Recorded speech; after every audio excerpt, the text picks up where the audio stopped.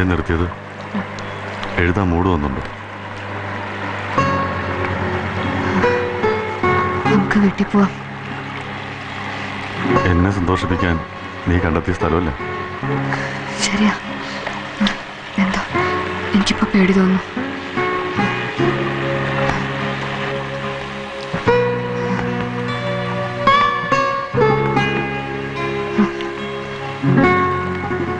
അരുതാത്ത എന്തെങ്കിലും നിന്റെ കൃഷ്ണൻ പറഞ്ഞോ? ആരാ നിന്റെ കൃഷ്ണൻ? ഇന്നലെ വരെ എൻ്റെ കൃഷ്ണന് ആൾ രൂപമില്ലായിരുന്നു. എങ്കിലും ഞാൻ അന്വേഷിച്ചുകൊണ്ടേയിരുന്നു എൻ്റെ കവിതകളിൽ. എന്നാൽ ഇന്ന് ഒന്ന് പാട്, ഞാനും കൂടി അറിയട്ടെ അവൻ ആരാന്ന്. നോക്കി പേടിപ്പിക്കാതെ. ഒരു നിമിഷം മതി നിന്നെ എനിക്ക് കായലിലേക്ക് വലിച്ചെറിയാൻ. ഒരു കൃഷ്ണൻ നിന്നെ രക്ഷിക്കാൻ വരില്ല.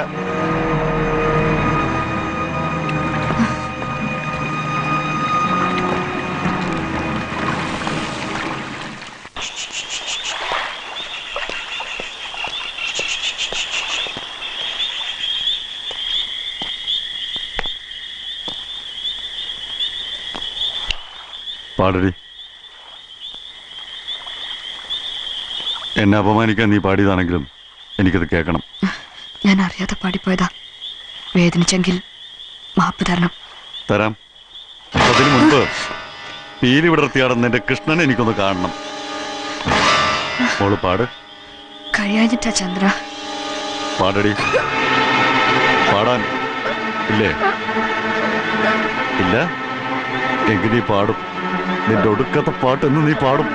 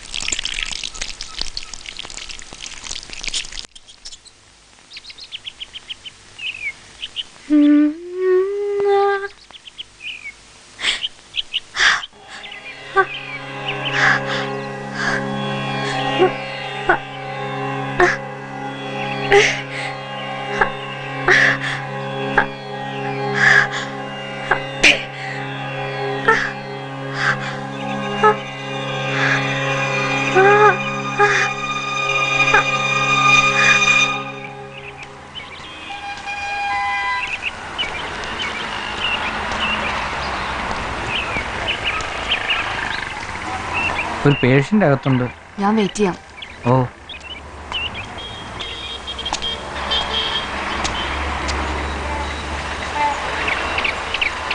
മാഡം,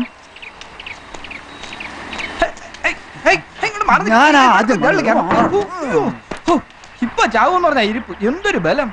എല്ലാ ടെസ്റ്റിനും കുറിച്ചിട്ടുണ്ട്. പോരാത്തതിന് സ്കാനിങ്ങും ഒക്കെ മൂപ്പർക്ക് ഷെയറുള്ള സ്ഥലമായിരിക്കും. എന്ത് ചെയ്യാം, കൈപ്പുണ്യുള്ള കൈയായിപ്പോയി. ആ കേക്കട്ടെ.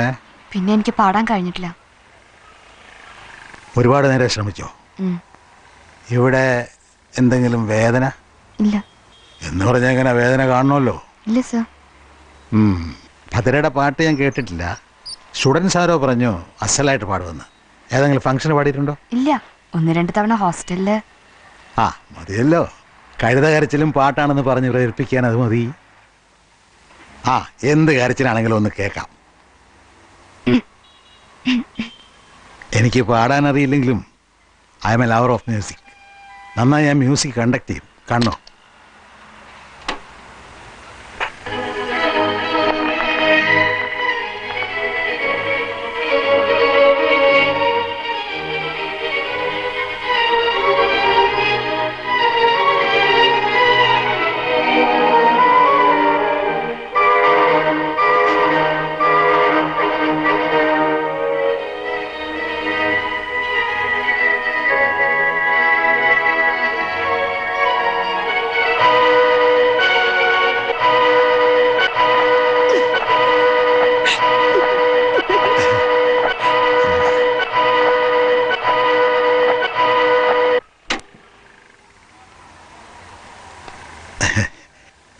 ഇനി ഭദ്രയുടെ ടേണാണ്. പാടിക്കോളൂ. Come on start. 1 2 3 4.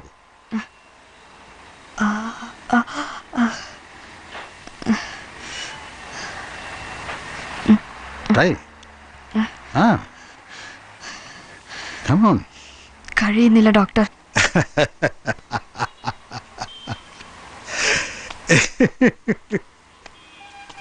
താൻ ഇതുവരെ പറഞ്ഞതെല്ലാം ഞാൻ കേട്ടു. ശബ്ദത്തിന് ഒരു കുഴപ്പമില്ല.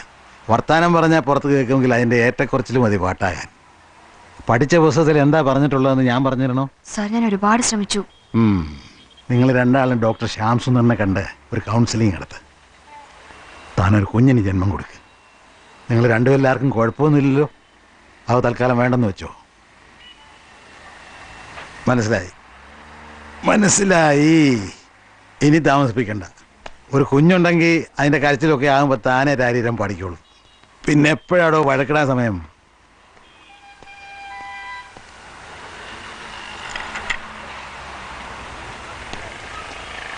മോളെ എഴുന്നേറ്റോ? എഴുന്നേറ്റു. കാപ്പിയും കുടിച്ചു.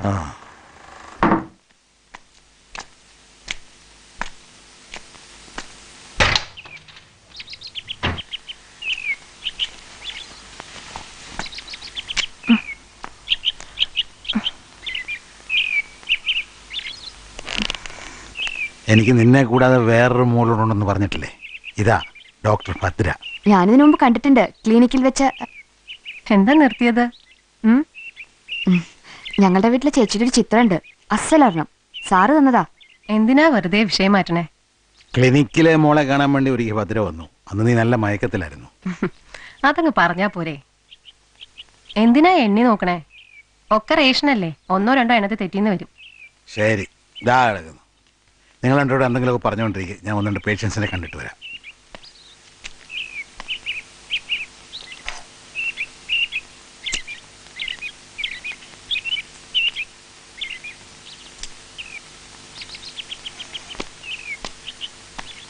എത്ര എണ്ണം വലിച്ചു തള്ളിയെന്നറിയോ? നീ ഇടയായിട്ട് ഉഴപ്പാണ്. ഒരു കണ്ണ് ഇവിടെ ഗായത്രിയുടെ വേണമെന്ന് ഞാൻ പറഞ്ഞിട്ട് നിന്റെ കണ്ണ് റോഡിലും ചുറ്റുവട്ടത്തെ ബാൽക്കണികളിലുമാണല്ലേ? എന്താണ് ഒരു രഹസ്യ വാർണിംഗ്? ഈ മോൾ ഒരു കുഴപ്പവും ചെയ്യില്ല. അച്ഛന് ധൈര്യമായിട്ട് പേഷ്യൻസിനെ പിടിയാ, കാശും ഉണ്ടാക്കാം.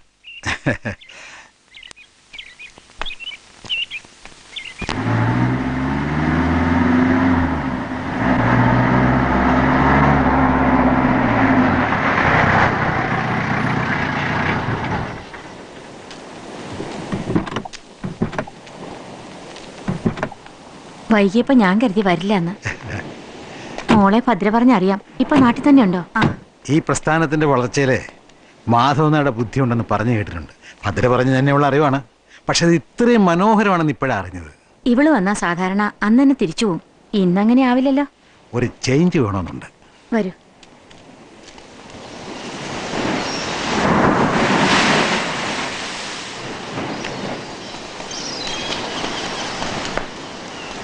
എന്താ ധൈര്യം ചേച്ചിക്ക് ആ പാറമേൽ നിൽക്കാൻ? ഒരാൺകുട്ടിയെ പോലാ ഞാനിവളെ വളർത്തിയത്. ഞങ്ങള് കളിക്കൂട്ടുകാരെ പോലായിരുന്നു. 7 വയസ്സുള്ളപ്പോൾ ഇവളെ എന്നെ ഏൽപ്പിച്ചിട്ട് പോയതാ അമ്മ. ഞാനൊരു പന്ന പോക്കറി ആയതുകൊണ്ട് ഭാര്യ സൂയിസൈഡ് ചെയ്തതെന്നാണ് കഥ. താനും കേട്ടിട്ടുണ്ടാവുമല്ലോ. സത്യത്തിൽ പ്രശ്നം ഞാനും ഗായത്രിയുടെ അമ്മയും തമ്മിലുള്ള വിശ്വാസത്തിൻ്റെതായിരുന്നു. ഒരു പെണ്ണെനിക്ക് ഫോൺ ചെയ്താൽ, ഒരു സ്ത്രീയെ ഞാൻ അല്പം കൂടുതൽ സമയം പരിശോധിച്ചാൽ വെരുകിനെ പോലെ അവൾ അസ്വസ്ഥയാവും. ഒരു ദിവസം കൺസൾട്ടിംഗ് റൂമിൽ വന്ന് കുറ്റിയടിച്ച് ഉലങ്ങിയിരുന്നു. ഞാൻ പിടിച്ച് പുറത്താക്കി. അതായിരുന്നു പ്രകോപനം. ഗായത്രി മോളാണ് ആദ്യം കണ്ടത്. കത്തിയെരിയുന്ന അമ്മ. അവളുടെ കണ്ണുകളിൽ ഇപ്പോഴും അമ്മ നിന്നെരിയുന്നുണ്ടാവും. കുറച്ചൊക്കെ മരുന്നും മനഃശാസ്ത്രവും പഠിച്ച ഞാൻ എൻ്റെ മോടെ മനസ്സ് മാത്രം കണ്ടില്ല. ബറോഡെ ചിത്രമെടുത്ത് പഠിക്കാൻ പോകണമെന്ന് പറഞ്ഞപ്പോൾ എതിർത്തില്ല. ക്യാമ്പസിലൊരു വൃക്ഷച്ചോട്ടിൽ കയ്യിലെരിയുന്ന സിഗരറ്റുമായിരുന്ന ചിത്രം വരയ്ക്കുന്ന എൻ്റെ മോളെ ഞാൻ കണ്ടു. ചിത്രം നന്നായിരിക്കുന്നു എന്ന് മാത്രമേ പറഞ്ഞുള്ളൂ. ഒരിക്കൽ അവൾ എഴുതി, അച്ഛനെ കാണിക്കാൻ ഒരാളെ കൊണ്ടുവരുന്നുണ്ട്, ഒരു ആർട്ടിസ്റ്റ്, അയാളോടൊപ്പം അവൾക്ക് ജീവിക്കണമെന്നുണ്ടെന്ന്. ഞാൻ അത്ഭുതപ്പെട്ടു. എൻ്റെ മോടെ തൻ്റെ അടുത്ത്. അങ്ങ് ഡൽഹിയിൽ ഭാര്യയും ഒരു മകനും ഉണ്ടെന്നറിഞ്ഞ അതേ നിമിഷം അവളവൻ്റെ കരണത്തടിച്ച് പുറത്താക്കി. അത് കണ്ടു നിന്ന് എൻ്റെ മനസ്സ് പറഞ്ഞു, മിടുക്കി, പെണ്ണായാൽ ഇങ്ങനെ വേണം. നീ അമ്മയെപ്പോലല്ല. പക്ഷേ വാതിലടിച്ച് പൊട്ടിക്കരയുന്ന എൻ്റെ മോളെ കണ്ടപ്പോൾ ഞാൻ നടുങ്ങി. ഞാനാണോ അവളാണോ ആദ്യം മരിക്കേണ്ടത്? ഏത് സംഭവിച്ചാലും ദുരന്തം വളരെ ഭീകരമായിരിക്കും. ഇതൊക്കെ പറയുന്നത് എൻ്റെ ആശ്വാസത്തിന് വേണ്ടി മാത്രമല്ല, ഒരു മഹാദുരന്തത്തിൻ്റെ തുടക്കം എത്ര ചെറുതായിരുന്നു എന്ന് പറയാനാണ്. ഒരു നിമിഷത്തെ സംയമനം, അല്ലെങ്കിൽ ഒരു ഏറ്റുപറച്ചിൽ എൻ്റെ ഭാര്യയോട്, അന്ന് അത് മാത്രം മതിയായിരുന്നു. ഇന്ന് നിങ്ങളുടെ കൊച്ചു കൊച്ചു പണക്കങ്ങൾ കാണുമ്പോൾ എനിക്ക് പറയാനുള്ളതാണ്. എനിക്കറിയാം ചന്ദ്രൻ തന്നെ വളരെ വളരെ സ്നേഹിക്കുന്നു. താൻ അയാളെ.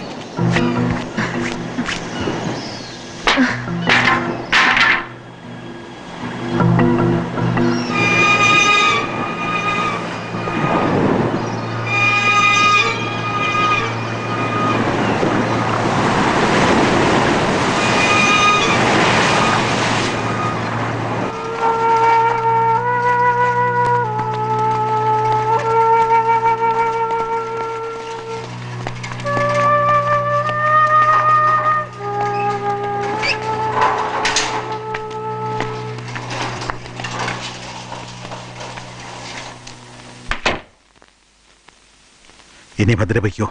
അടുത്ത ആഴ്ച ഹൈദരാബാദിൽ CMEക്ക് ഞാൻ പോകണം. ഒരു പേപ്പർ പ്രസൻറ്റ് ചെയ്യാനാ. ഭദ്ര ഇടയ്ക്കിടയ്ക്ക് വന്ന് മോളെ കാണണം. അവൾക്ക് വേറെ ആരും കൂട്ടുകാരില്ല. ഓക്കെ?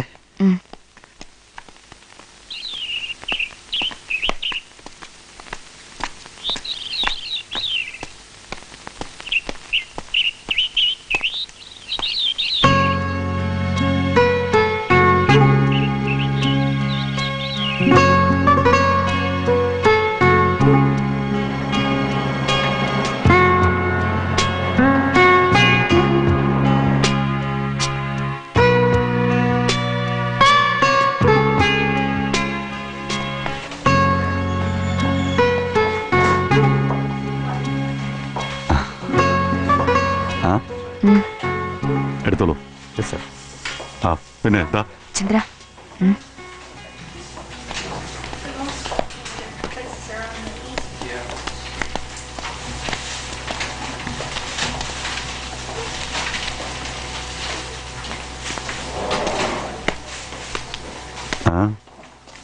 എന്നെ ഇങ്ങനെ സന്തോഷിപ്പിക്കാൻ ശ്രമിക്കുന്നത് കാണുമ്പോൾ എന്തോ പോലെ. ഛേ, നമ്മൾ തമ്മിൽ ഇതൊന്നും വേണ്ട. കുറെ നാളായില്ലേ നമ്മൾ ഒരുമിച്ച് എന്തെങ്കിലും വാങ്ങിയിട്ട്? ഞാൻ കുറച്ചാൾ അവധിയെടുക്കാൻ പോവാ. എന്തിനാ? അതല്ലേ തിരക്ക് വേണ്ടത്. അധികകാലം വേണമെന്നില്ല, ഒരാഴ്ചയെങ്കിലും നിന്നാ മതി. സമ്മതിച്ചു. അപ്പൊ താലി ഇവിടെ എടുക്കുന്നില്ലേ?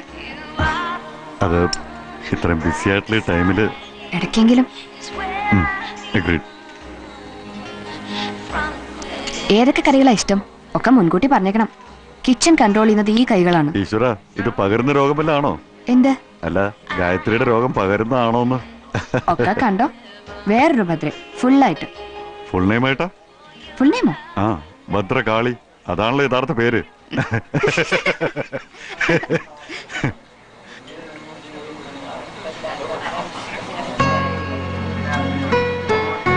ചന്ദ്ര, ഞാനൊരു അമ്മയാവണ്ടേ?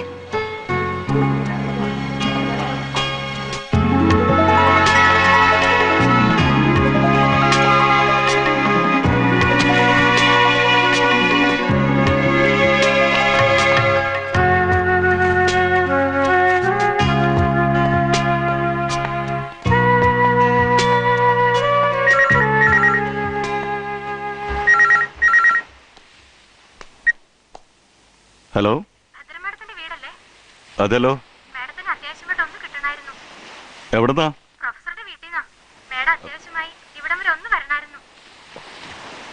അതിന് ഭദ്ര ഇവിടെ ഇല്ലല്ലോ. അവളും അവളുടെ അമ്മയും കൂടി ഗുരുവായൂർക്ക് പോയിരിക്കുക. ഒരാഴ്ച കഴിഞ്ഞിട്ട് വരൂ. അതെ, അവളുടെ ഹസ്ബൻഡാ സംസാരിക്കുന്നത്. ഇവിടെ ഇല്ലാന്ന് പറഞ്ഞില്ല.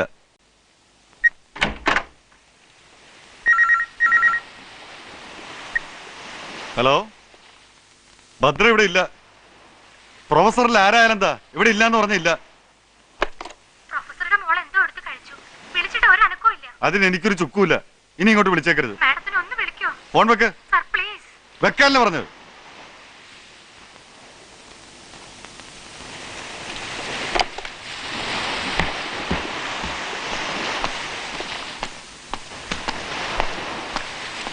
ചന്ദ്രൻ എന്താ ഞാനിവിടെ ഇല്ലാന്ന് പറഞ്ഞത്? നിന്നെ ഈ രാത്രി ഞാൻ ഒരിടത്തും വിടുന്നില്ല, അതുകൊണ്ട്. ആ ഹോം നേഴ്സ് പറയണതൊക്കെ ഞാനും കേട്ടു. ഗായത്രി എന്തോ അബദ്ധം കാട്ടി, അതും സാർ സ്ഥലത്തില്ലാത്തപ്പോ. ഓഹോ, സകല ജീവൻ രക്ഷിക്കാൻ നീ എന്താ അവതാര സ്ത്രീയോ? വേറെ ഡോക്ടർമാരില്ലേ നാട്ടില്? ഇത്ര സ്വാർത്ഥനാവരുത്. ആ, ഞാൻ സ്വാർത്ഥനാണ്.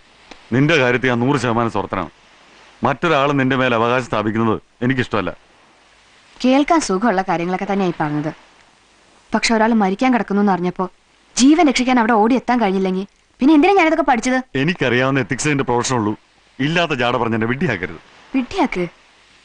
എന്താ ചന്ദ്ര എങ്ങനെയൊക്കെ? നിന്നോട് പലതവണ ചോദിച്ചു നിന്റെ കൃഷ്ണ ആരാണ്. എന്റെ കൈകളിൽ കിടന്നുകൊണ്ട് ചിരിച്ചും ചിലപ്പോ കെറിവ് കാട്ടി നീ ഒഴിഞ്ഞു മാറി. ഒരിക്കൽ നീ പറഞ്ഞു നിന്റെ കൃഷ്ണൻ ഒരു ആൾരൂപമില്ലെന്ന്. നിനക്ക് പുഴയാണ് കൃഷ്ണൻ, കടലാണ് കൃഷ്ണൻ, കാറ്റാണ് കൃഷ്ണൻ. കളവാണിതൊക്കെ എന്ന് അറിഞ്ഞുകൊണ്ട് തന്നെ ഈ വിഡ്ഢി പിന്നെയും നിന്നെ സ്നേഹിച്ചു. എന്റെ സുഹൃത്തുക്കൾ അടക്കം പറഞ്ഞേല് നിന്റെ കൃഷ്ണന്റെ പേര് ഞാൻ കേട്ടു. ഒരു വയസ്സൻ കൃഷ്ണൻ, നിന്റെ പ്രൊഫസർ. ഓ, ചന്ദ്രൻ എന്റെ ഭൂതകാലം തിരയായിരുന്നല്ലേ ഇത്രയും കാലം? സത്യമല്ലേ അറിയണ്ടു? എന്റെ ചെറുപ്പത്തില് ഞാൻ ഒരാളെ സ്നേഹിച്ചിരുന്നു. ചന്ദ്രനെ കല്യാണം കഴിക്കുമ്പോൾ ഞാനൊരു കന്യകയായിരുന്നു. പക്ഷെ ഇന്ന് എനിക്കതിൽ ദുഃഖമുണ്ട്.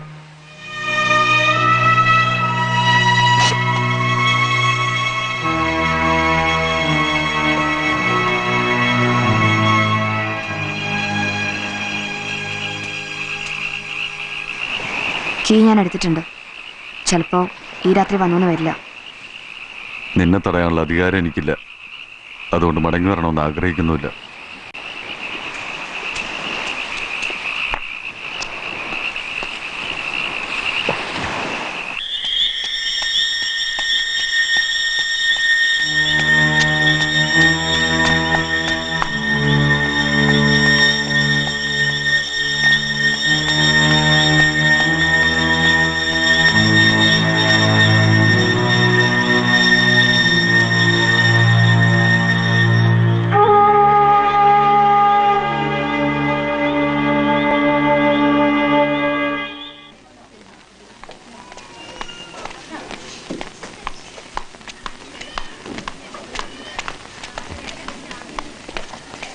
ഹലോ, അതെ, ഡോക്ടർ ഭദ്രയാണ്.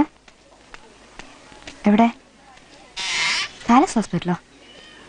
ചന്ദ്രനെ എപ്പോ? ഞാൻ എന്താ വരുന്നു.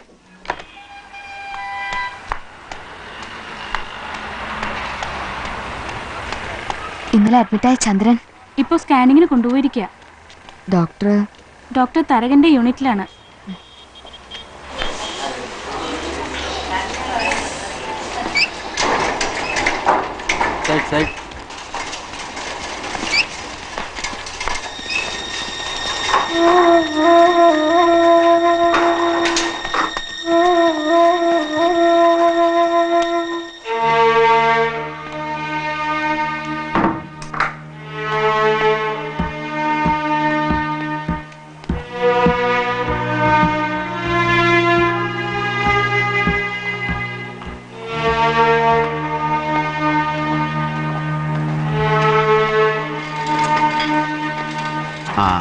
ഫയലിംഗ് എത്തിയിട്ടുണ്ടാവില്ല. ഇരിക്കൂ, വിളിക്കാം. ഞാൻ ഡോക്ടറാണ്. തരകൻ സാറിനെ ഒന്ന് കാണണം. അവിടെ ഇരുന്നുള്ളൂ, ഡോക്ടർ ഫ്രീ ആവുമ്പോൾ പറയാം. Room number 10 Chandrasekharan Menon. ബന്ധുക്കളെല്ലാം അറിയിക്കാൻ പറഞ്ഞിട്ടുണ്ടല്ലോ, അറിയിച്ചോളൂ. ഞാൻ അദ്ദേഹത്തിന്റെ ഭാര്യ, ഡോക്ടറാണ്. ഓ, ഇരിക്കൂ. എങ്ങനെയാ അറിഞ്ഞത്? ഡോക്ടർ ഹൈദരാബാദിലോ മറ്റോ യാത്രയിലാണ്. ഇവിടെ മറ്റു ബന്ധുക്കളാരും ഇല്ല എന്ന് പറഞ്ഞു. You know he's in hepatic coma. അപാര ധൈര്യശാലി തന്നെയാണ് ഡോക്ടറുടെ ഹസ്ബൻഡ്. 2 or 3 തവണ രക്തം ഛർദ്ദിച്ചിട്ടും സ്വയം കാറോടിച്ച ഇവിടെ വന്നത്. പിന്നെ സിംറ്റമാറ്റിക്കായിട്ട് ചെയ്യാവുന്ന എല്ലാ ട്രീറ്റ്മെൻറ്റും ഞങ്ങളിവിടെ ചെയ്യുന്നുണ്ട്. ഡോക്ടർമാര് ഇമോഷനുകൾക്കപ്പുറം യാഥാർത്ഥ്യം അറിയുന്നവരാകണം. ബന്ധുക്കളാരും എത്തിയില്ലേ? അല്ല, ഞാൻ കേൾക്കാം, പറഞ്ഞോളൂ. ഇത് ഡോക്ടേഴ്സ് തമ്മിലുള്ള ഡിസ്കഷൻ ആണെങ്കിൽ ഞാൻ പറയും മിസ്റ്റർ ചന്ദ്രശേഖരന് സർവൈവ് ചെയ്യാനുള്ള ചാൻസസ് വളരെ കുറവാണെന്ന്. പിന്നെ മുകളിൽ ഒരാൾ നിശ്ചയിക്കണമല്ലോ.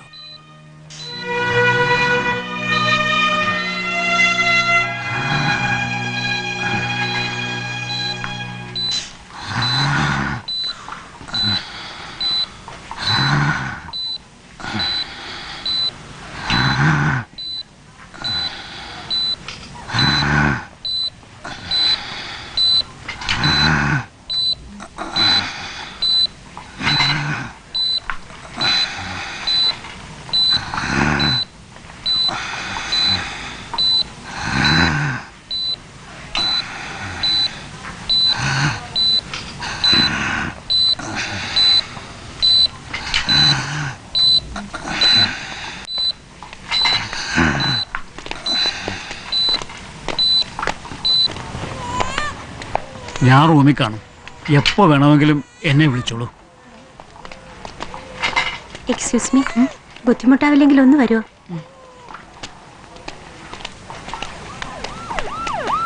അനില, ഞാൻ അക്കൗണ്ട് സെക്ഷനിൽ നിന്നാണേ. അദ്ദേഹം അഡ്മിഷന് വരുമ്പോ 5,000 ക്യാഷും ഒരു ചെക്കും ഏൽപ്പിച്ചിരുന്നു. ചെക്ക് ഒപ്പിട്ട് തരാന്നാ പറഞ്ഞത്. പക്ഷെ അതിനു മുമ്പ് ഫെയിന്റ് ആയി. രാവിലെ ഒരാൾ വന്നിരുന്നു. ഓഫീസിലെ സ്റ്റാഫാണെന്നാ പറഞ്ഞേ. പക്ഷേ അദ്ദേഹം മടങ്ങി വരാന്ന് പറഞ്ഞു പോയി. എത്രയാ തരേണ്ടത്? ബുദ്ധിമുട്ടാവില്ലെങ്കിൽ ഒരു 25,000. 1 മണിക്കൂറിനകം തരാം. ഹലോ മാഡം, ഞാൻ ഗുഡ് ലക്ക് ഫിനാൻസ് കമ്പനിന്നാ. നല്ല കസ്റ്റമേഴ്സിന് ഹോസ്പിറ്റൽ ബില്ല് അടയ്ക്കാൻ ഞങ്ങൾ ഇൻഡസ്ട്രി ഫിനാൻസ് ചെയ്യാറുണ്ട്. സാലറി സർട്ടിഫിക്കറ്റോ വസ്തുജാമ്യോ തന്നാൽ മതിയാവും.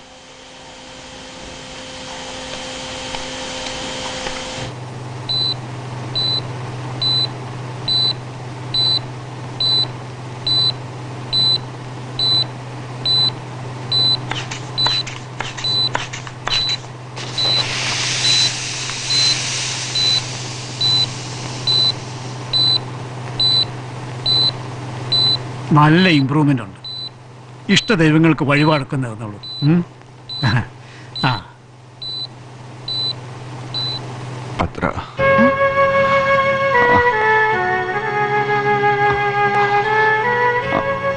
ഭദ്ര,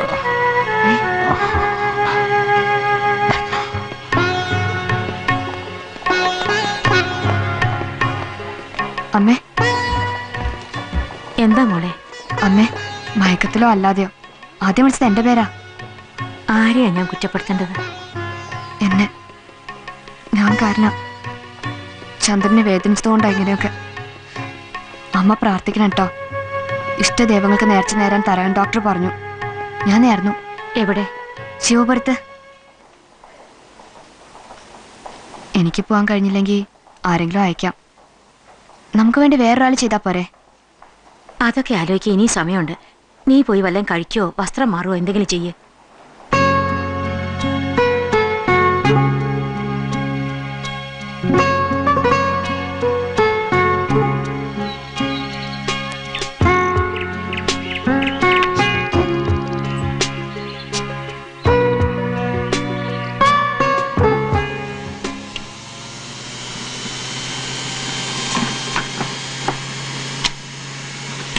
ഏയ് ഉറങ്ങല്ലേ?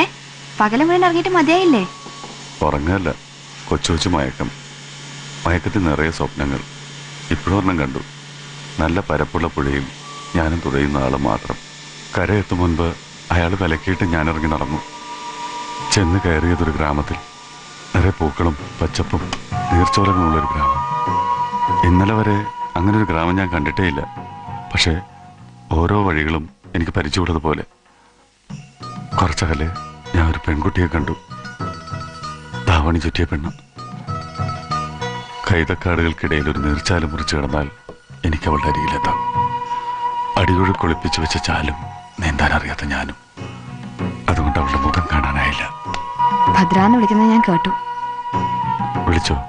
ഞാൻ ഓർക്കുന്നില്ല. ഇന്ന് മാത്രല്ല, ഇതിനു മുമ്പും. എന്തിനാണ് അവൾ എപ്പോഴും മുഖം മറിച്ച് നടന്നത്? ആളത്ര ശരിയല്ലാന്ന് തോന്നിണ്ടാവും.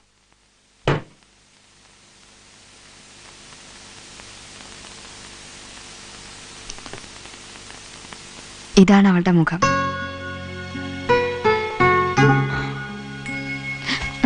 ഹോസ്പിറ്റല്. എഴുന്നേൽക്കും.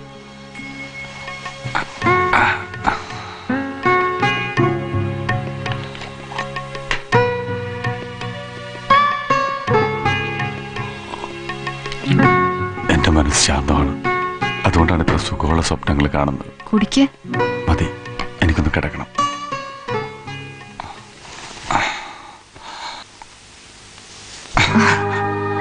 ആഹാ, ഇതായിരുന്നോ വേണ്ടത്? ഉറങ്ങരുതേ. ഞാൻ നേരത്തെ പറഞ്ഞ ഗ്രാമമില്ലേ, ആദ്യമായിട്ട് അവിടെ എത്തിയ ഞാൻ അതിനു മുമ്പ് അവിടെ വന്നിട്ടുണ്ടെന്ന് തോന്നിപ്പിച്ച കാഴ്ചകൾ എവിടെ നിന്നാണെന്നോ കിട്ടിയത്? നിന്റെ ഡയറികളിൽ നിന്ന്. വായിക്കാൻ പാടില്ലെന്നറിയാമായിരുന്നു. ഞാനാ ചന്ദ്ര തെറ്റുകാരി. എനിക്കുള്ളൊക്കെ വായിക്കാനുള്ള അവകാശം ചന്ദ്രനുണ്ടായിരുന്നു. അന്നേരത്തെ ദേഷ്യത്തിന് ഞാൻ എന്തൊക്കെയോ പറഞ്ഞുപോയി. എന്നെ ഏറെ വെറുത്ത ഒന്നാണെന്നും എത്ര ശ്രമിച്ചാലും അത് മനസ്സിൽ നിന്ന് മാറില്ല എന്നൊക്കെ നീ പറഞ്ഞല്ലോ. പറയുന്നതിനൊക്കെ വിരുദ്ധല്ലേ ഞാൻ? വെറുക്കെ നിനക്കെന്നെ അറിയില്ലേ? ഭദ്ര, ശിവപുരത്ത് നമുക്ക് ഒരുമിച്ചൊന്ന് പോവോ? നീ ഇത്രയ്ക്ക് സ്നേഹിക്കുന്ന അവിടം ഞാൻ മുമ്പേ കാണേണ്ടതായിരുന്നു. കൊണ്ടുപോ. ഇനിയിപ്പോ അവിടെ എന്താ കാണാണ്ടാവുക? ഒക്കെ മാറിണ്ടാവും. ഭംഗിയുള്ള സ്ഥലം, അവിടെ നല്ല ആളുകളും ഉണ്ടാവും. എന്താ നീ ഒന്നും മിണ്ടാത്ത? എന്നോട് പിണങ്ങരുത്. ഇല്ലാന്ന് പറഞ്ഞപ്പോഴൊക്കെ അടുത്ത നിമിഷം നമ്മൾ പൊട്ടിത്തെറിച്ചിട്ടുണ്ട്. ശിവപുരം എനിക്കൊരു സ്വപ്നഭൂമിയാ, ഒരു കവിതയോ സംഗീതമോ പോലെ. അവിടേക്ക് ചന്ദ്രനെ കൂട്ടിക്കൊണ്ടുപോവാൻ എനിക്ക് സന്തോഷമേ ഉള്ളൂ. ഇവിടുന്ന് ഇറങ്ങട്ടെ, നമുക്ക് പോവാം. എന്താന്നും മിണ്ടാത്തെ?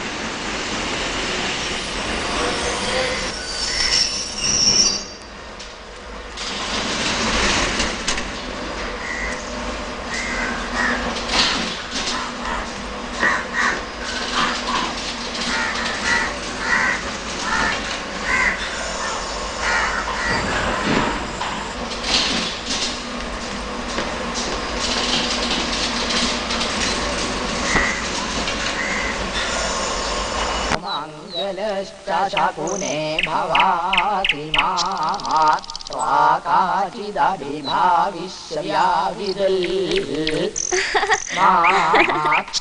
பாருங்க, அங்கதான் சாமியார் வீடு.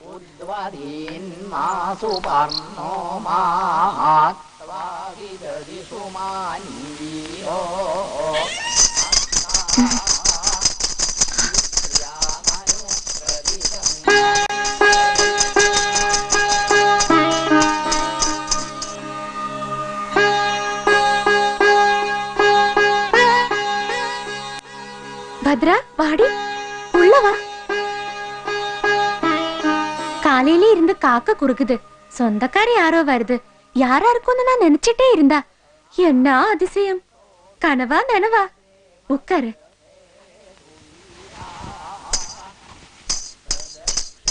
ஏன் சத்தம் போடுறது? എന്നോട് ഫ്രണ്ട് വന്നത് പാക്കലയാ? കുട്ടികൾക്ക് കൊടുക്കാൻ ഞാനൊന്നും വാങ്ങിയില്ല. കുട്ടികളാ? ഒരാള് താൻ, മോഹിനി. കടവുൾ കൊണ്ടുപോയിട്ടാര്.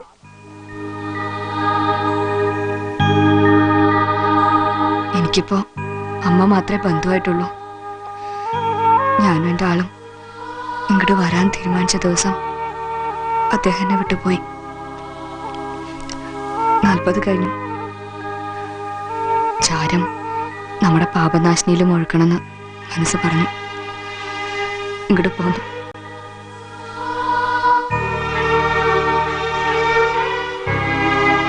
யாரு தெரியுது? சாஸ்திரிகளா?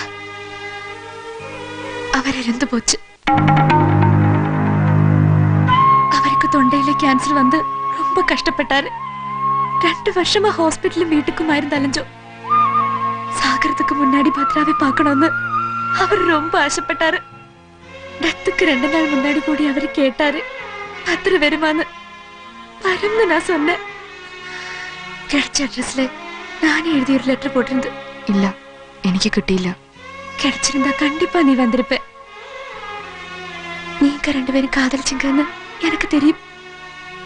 இந்த பாபி நடுவில் வந்ததுனால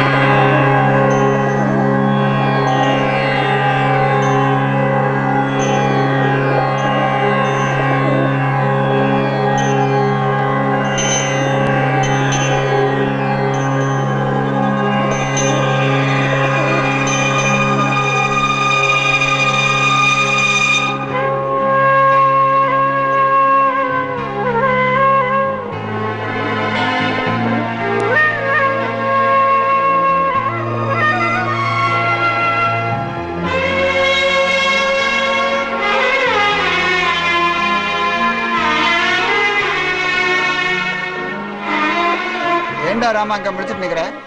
நிவேத்தியம் எல்லாம் ரெடி பண்ணிட்டியா? நேரம் போன தெரியாதா? வர வர இவனுக்கும் பைத்தியம் பிடிச்சு போகுது.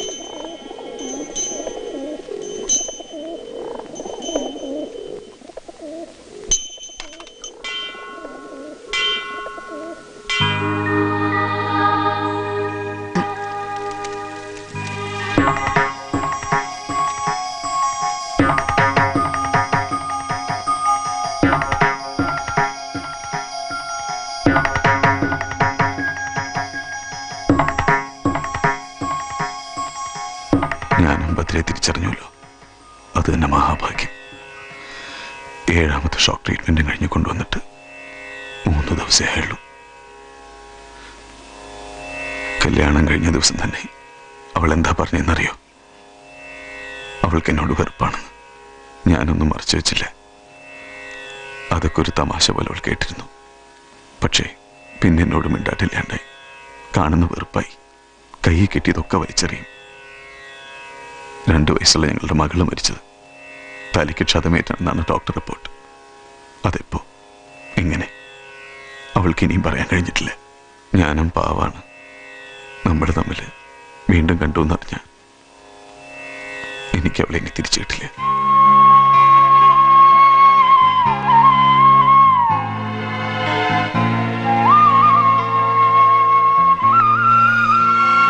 മറ്റൊന്നും മോഹിച്ചു വന്നല്ല, ഒന്നും സ്വന്താക്കുകയില്ല. എനിക്ക് വേണ്ടി നീലാംബരി ഒന്ന് പാടാമോ? അത് മാത്രം.